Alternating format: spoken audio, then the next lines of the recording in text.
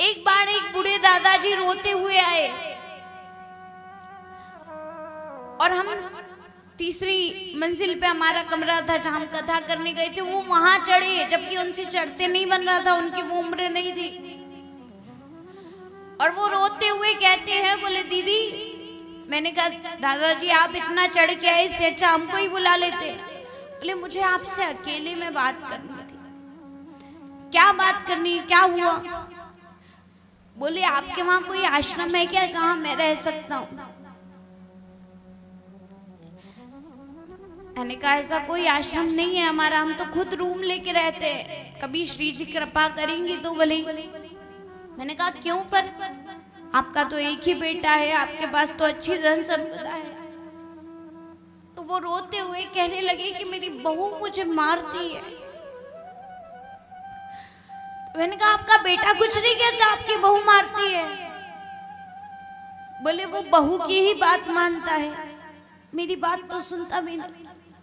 जिस बाप की संपत्ति पे वो रह रहा है, जिस बाप की संपत्ति पे वो खा रहा है, जिस बाप ने उसको चलने लायक बनाया, जिस बाप ने उसको बोलने लायक बनाया, आज वो अपने बाप की रक्षा तक नहीं कर पा रहा, उनको सुख की 2 रोटियां नहीं खिला पा रहा। ये तो कुछ नहीं है। एक पति पत्नी टीचर थे, उन्होंने अपने बच्चों को खूब पढ़ाया लिखाया कि ये बड़े होके हमारी लाठी बनेंगे, हमारा सहारा बनेंगे। उनके 4 बच्चे, चारों विदेश में चले गए। माँ को पैरालिसिस हो गया, माँ को लकवा लग गया, माँ पलंग पे पड़ी है, कोई मदद करने वाला नहीं है, कोई सांस देने वाला नहीं है।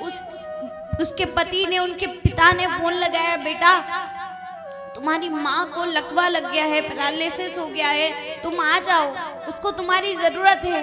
हर माँ बाप चाहते हैं उनकी औलाद से, ये नहीं चाहते कि हमारी औलाद लाखों कमा के दे, कि हमारी औलाद बंगले बना दे, हमारी औलाद कोठी बना दे। ये तो बात की बात है। हर माँ बाप पहले ये इच्छा रखते हैं कि जैसे आज मेरी औलाद का मैं ध्यान रख रहा हूँ, मैं उसके साथ हूँ, बुढ़ापे में बस ये मेरे साथ रहे।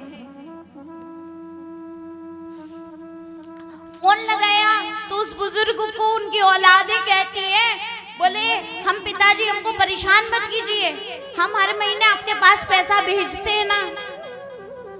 जबकि उसको सामने वाले को पेंशन मिलती थी इतनी, तो क्योंकि वो खुद टीचर था, प्रोफेसर था। बोले हम आपको हर महीना पैसा भेजते हैं ना, ज्यादा ही किसी की जरूरत है तो एक नर्स रख लो। उसके पिता ने ये बात उसकी माँ को नहीं बताई कि बच्चों ने ऐसा कहा, क्योंकि वो जानता था कि ये टूट जाएगी। माँ को नहीं बताई। जब बेटे ने ऐसा कहा, उसने फोन रख दिया। वो अंदर ही अंदर पिता टूट रहा था। यहाँ तक कि ये स्थिति हो गई कि पत्नी के मलमूत्र तक उस पति को साफ करने पड़ रहे थे। इससे ज्यादा पत्नी क्या शर्माए, वो पत्नी पलंग पर पड़ी पड़ी रोती थी कि मेरी 4 औलाद है, आज एक भी मेरे पास नहीं है, मेरे पति को सब करना पड़ रहा है।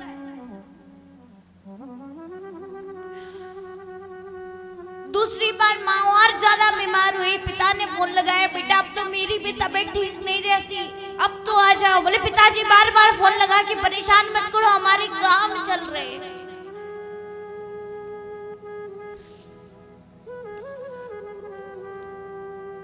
पिता ने फिर फोन रख दिया दुखी होके। तीसरी बार थोड़ी और ज्यादा तबीयत पिता की खराब हुई। जैसे तैसे पिता ने फोन लगाया तो बेटे ने कहा मरते हो तो मर जाओ, पर बार बार फोन मत लगाओ।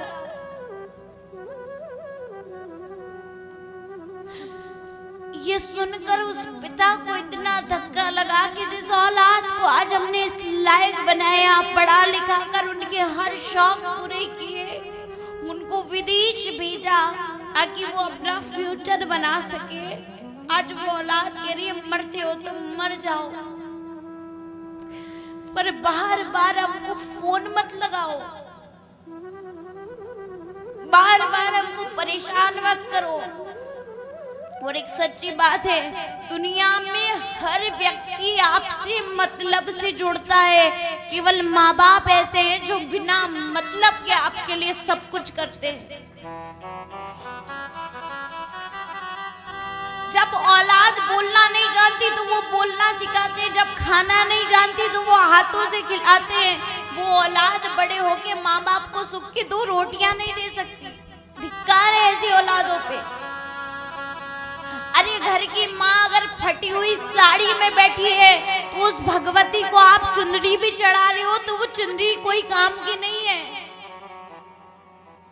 घर की माँ अगर प्यासी बैठी है तो नवरात्रि में अगर मैया के सामने गंगा जल भी रख रहे हो तो वो गंगा जल कोई काम का नहीं है। घर की माँ अगर भूखी बैठी है, घर में माँ बाप को नहीं पूछा वो भूखे बैठे, और अगर भगवान को 56 भोग भी लगा रहे हो तो वो भोग भी कोई काम का नहीं है।